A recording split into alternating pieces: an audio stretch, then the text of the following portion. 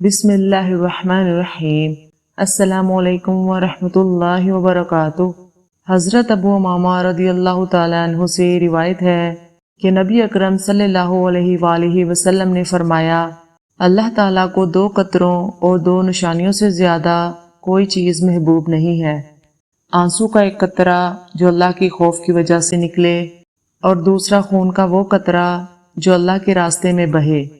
दो निशानियों में से एक निशानी वो है जो अल्लाह की राह में लगे और दूसरी निशानी वो है जो अल्लाह के फराइज में से किसी फरीजा की अदायगी की हालत में लगे।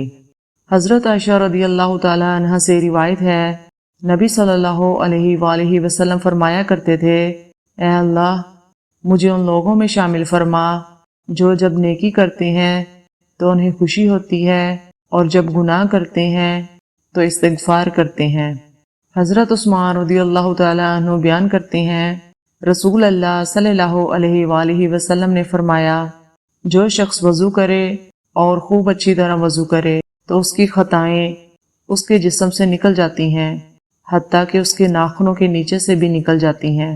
हजरत अबू सईद खुदरी रदियल्लाहु ताला अन्हु बयान करते हैं, रसूल अल्लाह सल्लल्लाहु अलैहि वसल्लम ने फरमाया, मोमिन खैर की बातें सुन सुनकर सैर नहीं होता हत्ता कि उसकी गायतो इंतहा जन्नत हो जाती है। हजरत आयशा रदियल्लाहु ताला अन्हा से मरवी है, कहती हैं कि रसूल अल्लाह सल्लल्लाहु अलैहि वसल्लम को झूठ से ज्यादा कोई आदत बुरी नहीं लगती थी। आप सल्लल्लाहु अलैहि वसल्लम को जिस सहाबी के बारे में ऐसी कोई बात पता चलती तो आप अपनी तरफ से उससे एराज करते यानी बचते, हत्ता कि आपको मालूम हो जाता कि उसने तौबा कर ली।